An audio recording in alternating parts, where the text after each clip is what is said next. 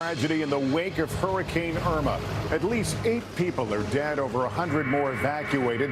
What went on overnight in sweltering heat? A criminal investigation is underway. Deadly high school horror. It's happened again. Police say a student opened fire as classmates run for their lives. Frantic parents rushing to the scene. NBC News exclusive, the special counsel investigating ousted National Security Advisor Michael Flynn's son. A new twist in the federal probe. Are prosecutors putting the squeeze on the father to turn on other targets? Credit chaos. Agencies overwhelmed as a flood of consumers move to freeze their credit amid a breach hitting half of Americans. And holy discovery. After 2,000 years, Nightly News begins right now. NBC News World Headquarters in New York. This is NBC Nightly News with Lester Holt. Good evening and thank you for being with us tonight. In Florida, struggling in the aftermath of Hurricane Irma, a grim tragedy unfolded today at a nursing home. 8 residents are dead, possibly overcome by the heat. More than 100 people were evacuated from the sweltering hot rehabilitation center in Hollywood, one of many areas that suffered power outages because of the storm. Tonight, there are some hard questions about how it happened and why help wasn't summoned earlier. NBC's Gabe Gutierrez is there and has late details. They were the most vulnerable. I'm dealing with well over 100 people being evacuated from a nursing facility. Today, 115 patients evacuated in wheelchairs and stretchers from a sweltering nursing home in Hollywood, Florida. Police now opening a criminal investigation after at least 8 others died. It's a sad state of affairs, you know. We all have elderly people in facilities, and we know that we depend on those people in those facilities to care for our most vulnerable elderly population. Today, frantic relatives tried to find answers. From my wife, she said they couldn't find her mom. It all comes during the aftermath of Hurricane Irma, which has been deadly. In Orlando, 3 people died from carbon monoxide poisoning from a generator, and 20 others were injured near Naples. Though the storm knocked out power to some 15 million people in Florida, the state's largest electric company says at least part of the rehabilitation center at Hollywood Hills did have power. And late today, the governor's office said the facility had told state officials it had power and access to fans. We are concerned, and we need to find out what happened to her. Many are questioning why the residents weren't evacuated sooner. Even at 3 a.m., the heat index in the area was 87 degrees. And why the facility should have transferred people yesterday. The victims range in age from 71 to 99, the oldest Albertina Vega. Carmen Fernandez considers her her second mother and wants to know why the nursing home allowed this to happen. She was my mom. I love her like my mom. Tonight, dozens of residents have been evacuated from another nursing home in North Miami Beach as a precaution. Here in Hollywood, the administration of this nursing home says it's cooperating with authorities and blames Hurricane Irma for knocking out a transformer that powered an AC system. But, Lester, the main question remains, why would it take so long to evacuate these residents when there was a hospital literally across the street? All right, Gabe Gutierrez in Hollywood, Florida, thank you. And meantime, this evening, it's an increasingly dire situation from the Keys to the Caribbean. A massive emergency operation to help so many people with nothing left, virtually entire islands obliterated by the storm. We have all of it covered, starting with NBC's Gadi Schwartz in hard-hit Big Pine Key, Florida. Gadi, good evening. Yeah, good evening, Lester. The death toll from Hurricane Irma is expected to rise as search crews inspect homes and inspect boats around the Florida Keys. Meanwhile, rescuers are out rushing to get aid to those who have been cut off from power and water in dangerous heat. The sound of military choppers touching down at this Key West strip mall brings relief.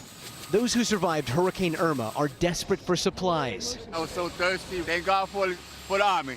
Days after the storm, power, water, and cell phone service are still cut off to most of the island chain. Everything's down and gone.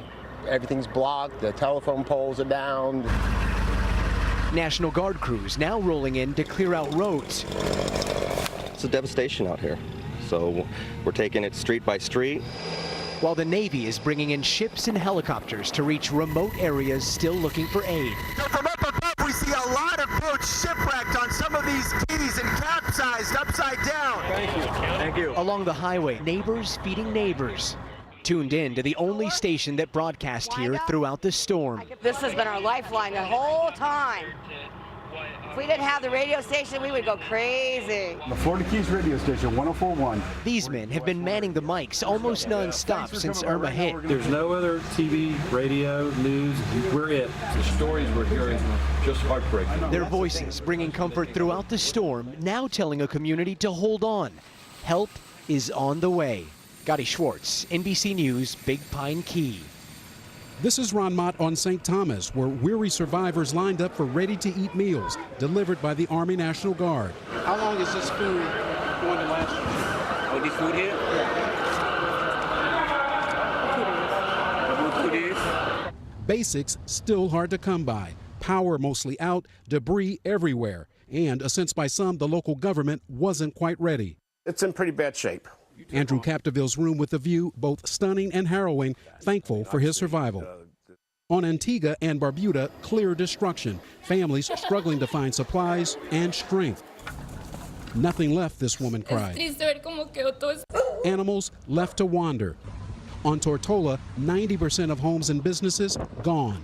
For some, it may be gone for good. Don't know if we'll ever make it back to live on St. John again, and that breaks our heart because it was a wonderful place. Tonight, this cruise ship behind me will set sail for San Juan, Puerto Rico with yet another group of tourists and evacuees off St. Thomas before turning back to hard-hit St. Martin to do much the same. It's all hands on deck in this recovery, Lester. All right, Ron Mott, thank you. Tonight, it's happened again in another American school. Police say a student opened fire on fellow classmates, killing one and wounding several others. It happened at Freeman High School, south of Spokane, Washington. And NBC's Joe Fryer has late details on what happened inside. The school day was just getting started when the sound of gunshots filled the air at Freeman High near Spokane. I just hear this loud bang. I thought it was like someone popped something. The thing that kept going through my head was run. Just go. Students quickly took cover as news of the shooting spread across Rockford, Washington. I have a mother said her daughter was shot in the leg. Is there where she's still? The sheriff says an armed student showed up at school today, his first weapon jammed. He went to his next weapon. A student walked up to him, engaged him, and that student was shot. Authorities say 4 students were shot. This girl says her cousin was hit in the side. We don't know if it's lodged in her spine or her colon. We don't know yet. 1 student died. 3 more were wounded. They're stable at this point. 1 will be requiring some surgery later this afternoon. The shooter may be on the 2nd level. Suspect in his teens. Before the gunman was arrested, the sheriff says he was stopped by a courageous school staff member. Authorities have not named the alleged shooter, but a friend tells reporters he had been watching documentaries about school shootings. It was an emotional day that played out in real time on live television. Even if you know your kid's okay, you still know they went through something today. You still know that their friends might not be okay. Before long, students and parents were reunited. Relief for hundreds of families after gunfire tore through another American school. Joe Fryer, NBC News. Now to an NBC News exclusive, a new twist in the special counsel investigation into the Trump campaign. NBC News has learned Robert Mueller is investigating the son of ousted National Security Advisor Michael Flynn. And the question tonight, is it a sign that prosecutors are turning up the heat on the son to get the father to flip? NBC's Kristen Welker has the intriguing details. Tonight, NBC News has learned the son of ousted National Security Advisor Michael Flynn is a subject in the special counsel investigation into Russia's meddling in the U.S. election, according to multiple current and former government officials. Those sources say the inquiry into Michael G. Flynn is focused in part on his work for his father's lobbying firm, Flynn Intel Group. The younger Flynn was essentially his father's right-hand man. He was often seen with him. He worked very closely with him. He served as his chief of staff. He would travel with him. The younger Flynn, who was known for retweeting conspiracy theories during the campaign, accompanied his father to Moscow in 2015 when the elder Flynn sat next to Russian President Vladimir Putin during a gala and delivered a paid speech for the state-sponsored Russian television network. Under Pentagon rules, Flynn needed permission before accepting payment from anyone with links to a foreign government. Special counsel Robert Mueller's team is also digging into the fact that Flynn Intel Group was paid $500,000 last year during the campaign for work that benefited the Turkish government, but Flynn failed to register as a foreign lobbyist at the time. Legal experts say prosecutors could be using the younger Flynn to pressure his father into divulging evidence about other high-level targets, including the president. When someone's child is designated the subject of an investigation, that can put a lot of pressure on the ultimate target, the parent, to cooperate and to keep that child out of harm's way. The younger Michael Flynn on Twitter tonight appeared to dismiss the story as fake news. An attorney for his father declined to comment. The president's special counsel, Ty Cobb, tells NBC News this does not impact the White House to any extent with regard to its continuing cooperation with the special counsel. Lester. Kristen Welker at the White House. Thanks. President Trump is reaching across the aisle, inviting congressional Democratic leaders to join him for dinner at the White House this evening. They'll have a lot on their plates, from taxes to health care. But not getting a spot at the table, top Republican leaders. Let's get more from Chief White House correspondent Hallie Jackson. President Trump working to woo Democrats with an open door and open arms. And I will tell you, I'm not skeptical, and I think that if we can do things in a bipartisan manner, that'll be great. The president also hosting Democratic leaders Nancy Pelosi and Chuck Schumer for dinner. On the menu, tax reform, protecting so-called dreamers, and health care. Notably not in the room, the Republican Senate Majority Leader and Speaker of the House. Why not also invite Mitch McConnell and Paul Ryan? Look, you've got the leader of the Republican Party sitting at the table. The president frustrated with the failure of health care reform, now trying something new as he looks for a win and looks past the partisanship of the last 8 months. Remember this about Pelosi? And I think she's incompetent, actually. While he once called Schumer Crying Chuck and the head clown, the president's using different names now. Chuck and Nancy would like to see something happen, and so do I.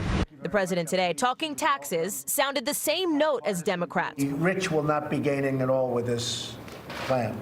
Still, inside the administration, questions about whether Democrats really want to meet the president halfway or whether they're playing politics. This president's done more for bipartisanship in the last 8 days than Obama did in 8 years. Former President Obama did cut several big deals across the aisle, and now it seems the self-styled deal-maker-in-chief wants one of his own. Hallie Jackson, NBC News, the White House. Back in the spotlight tonight, Hillary Clinton. Her new memoir, What Happened, an account of her unsuccessful 2016 presidential campaign, is hitting shelves. And while Clinton does take some responsibility for her loss, in the book she also points blame at a number of other parties, chief among them former FBI Director James Comey. NBC's Andrea Mitchell with more on that. Hillary Clinton acknowledging her own flaws. People will say, well, hey, you know, there's all this noise around her all the time, and some of it is of my own doing. But in her first live TV interview since Election Day, blaming her loss squarely on former FBI Director James Comey, with Savannah Guthrie and Matt Lauer. Did you make enough mistakes yourself to lose the election without any of the other things you talk about? Well, I will say no, Matt. I don't think that will surprise you. In her new book, she writes about a lack of passion, failing to connect with angry voters, running a status quo campaign against a reality TV star. But on Today, she said she would have won if not for Comey, especially reopening the email investigation only 11 days before the election. Absent that, I believe, and I think the evidence shows, I would have won. Were there headwinds? Yes. But the role that he played historically was determinative. Also today, Clinton's first reaction to Donald Trump Jr. and his controversial campaign meeting with the Russians. He now says he was trying to learn about your fitness for office. It's another absurd lie to cover up what really was going on. In her book, Clinton also settles scores with the press, Joe Biden and Bernie Sanders, and today accuses President Trump of not being a president for all Americans. Frankly, a misunderstanding of what he's been doing is exactly one of the reasons that Hillary Clinton is not the president. And if Clinton got a do-over? If the election were held today, Donald Trump, Hillary Clinton on the ballot again, would you win? Oh, I don't know. I think that there's at least a 50-50 chance I would. Andrea Mitchell, NBC News, Washington. Still ahead, credit chaos, huge headaches for consumers trying to freeze their credit reports after that massive cyber attack left every American adult potentially exposed. Everything you need to know is coming.